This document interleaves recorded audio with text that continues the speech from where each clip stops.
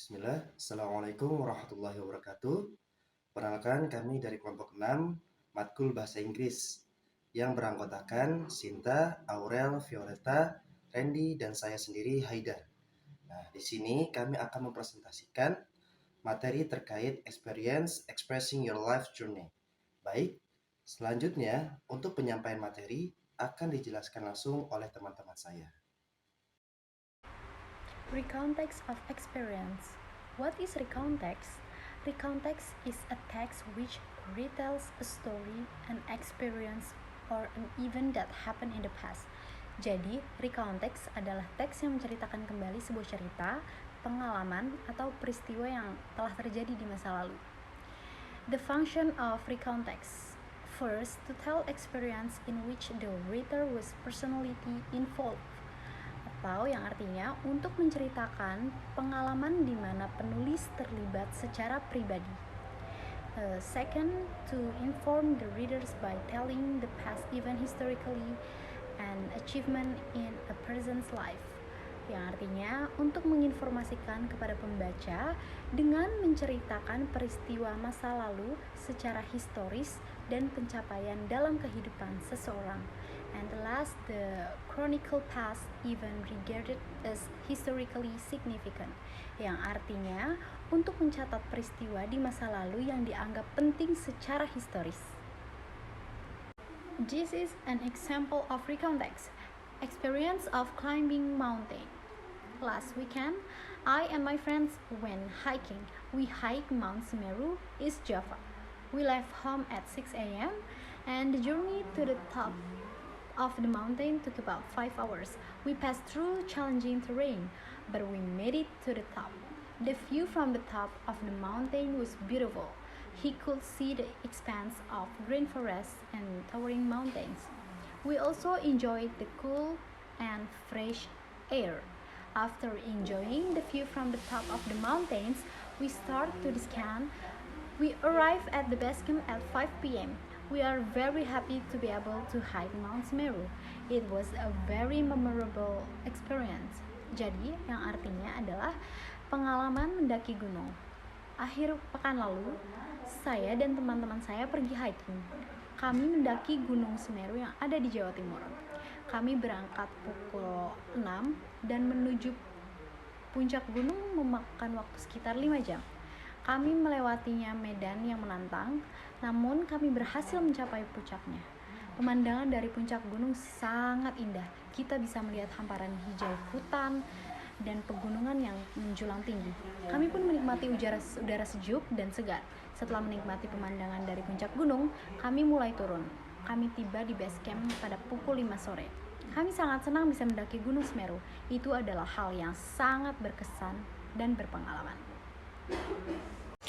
Okay, next slide. I want to tell you about past experience and present experience. First, talking about past experience is a great way to share personal stories and connect with others. Here are some example of how to talk about your past experience in English. Sebelumnya, past experience sendiri berbicara tentang pengalaman masa lalu, dan cara tersebut ini bagus untuk berbagi cerita pribadi dan terhubung dengan orang lain. Contoh dari past experience sendiri dalam bahasa Inggris menggunakan past simple tense. Example, when I was a child, I live in a small town in the countryside. Yang artinya ketika saya masih anak-anak atau ketika saya masih kecil, saya tinggal di kota kecil di pedesaan. Oke, yang kedua menggunakan present perfect tense. Example, I have visited many countries in Europe, but I still want to go to Spain. Yang artinya saya telah mengunjungi banyak negara di Eropa, tetapi saya masih ingin pergi ke Spanyol. Oke, next slide. Ada present experience. Talking about our present experience is a great way to connect with others and share our current perspective on life. Example, living in a new city. I recently moved to New York City and it's been quite the experience.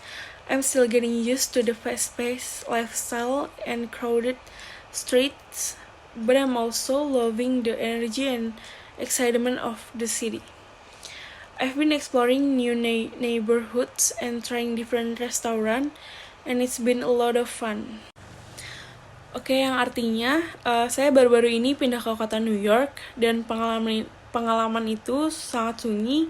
Namun saya akan terbiasa dengan gaya hidup yang cepat dan jalan-jalan ramai.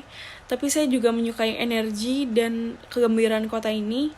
Saya telah menjelajahi lingkungan baru dan mencoba restoran yang berbeda, dan itu sangat menyenangkan. Baik, saya akan melanjutkan penjelasan paparan oleh Kak Aurel. Untuk language features atau fitur bahasa yang digunakan, the present perfect tense refers to an action or says that. Present perfect tense mengacu pada suatu tindakan atau menyatakan bahwa yang pertama, occur experience at an indefinite time in the past. Terjadi dialami pada waktu yang tidak tertentu di masa depan. Example, I've told you before about this. Contohnya, saya sudah memberitahu Anda sebelumnya tentang hal ini. Yang kedua, begin in the past and continue to the present time. Dimulai di masa lalu dan berlanjut hingga saat ini. Example, I have worked in this company since 2008. Contohnya, saya telah bekerja di perusahaan ini sejak tahun 2008. To form this tense, use the formula. Untuk membentuk tenses ini menggunakan rumus positive sentence, subject plus have or has, plus past participle form.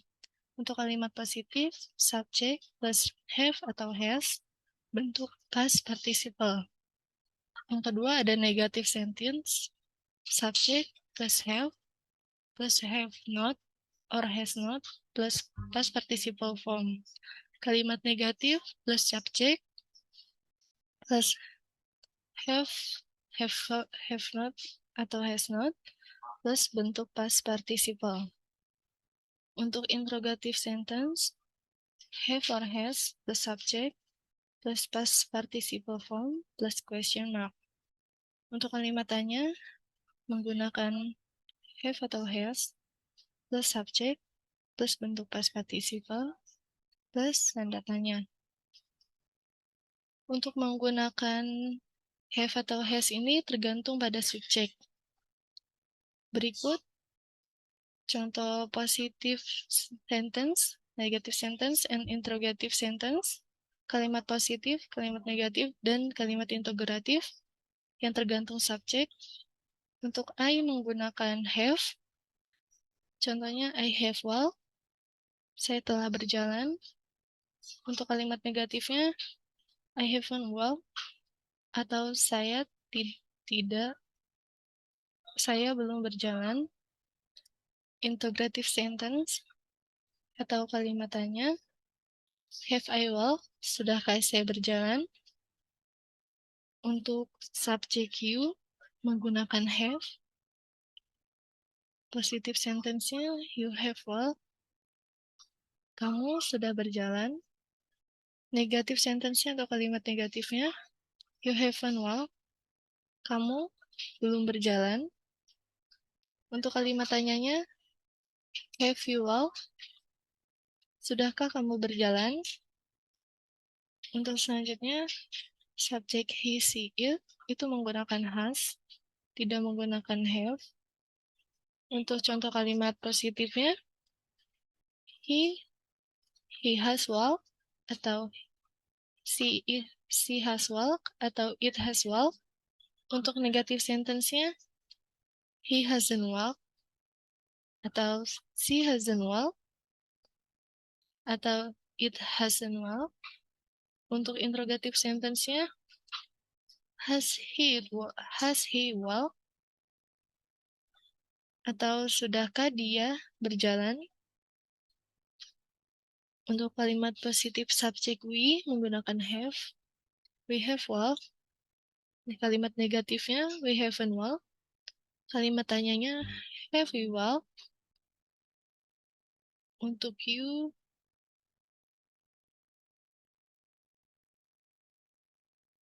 menggunakan have, you have walked. Untuk kalimat negatifnya, you haven't walked. Untuk kalimat tanyanya, have you walked? Dan yang terakhir ada they, They menggunakan kalimat.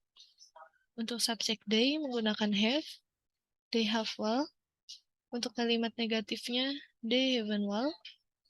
Untuk kalimat tanyanya, have they well. Baik, untuk selanjutnya akan disampaikan oleh Kak Randy. Dipersilakan. Okay, let's move to irregular verb. Pay attention to irregular verbs for past participles. Verb 3. In verb we have come, begin, bite, break, and bring. In past we have came, began, bite, broke, and brought. In past participle we have come, began, beaten, broken, and brought. Next topic is comparing experience. Similarities. Both past and present experience have shaped who we are today. They have taught us valuable lessons and helped us grow as individuals. By reflection on our experience, we can gain a better understanding of ourselves and the world around us. Differences. While our past experience have influenced us in significant ways, our present experience are more relevant to our current state of being. They shape our thoughts, emotion, and action on daily basis. In contrast, our future aspirations are what motivate us to strive for something better and keep us moving forward. Syukron jazakumullah khair atas penjelasannya yang Masya Allah ya, cukup jelas dan mudah dimengerti ya. Jadi sedikit ringkasan, bahwasannya recount text adalah teks yang menceritakan kembali cerita, pengalaman, atau peristiwa yang terjadi di masa lalu. Ada beberapa fungsi dari recount text, yaitu menceritakan pengalaman yang melibatkan penulis secara pribadi, memberi informasi kepada pembaca tentang peristiwa masa lalu secara historis, dan mencatat peristiwa masa lalu yang dianggap penting secara historis. Jadi sekian presentasi dari kami kelompok 6. Saya mewakili kelompok 6 mengucapkan mohon maaf bila ada kesalahan kata, kurang lebihnya mohon maaf. Wassalamualaikum warahmatullahi wabarakatuh. Allahu yahdikum.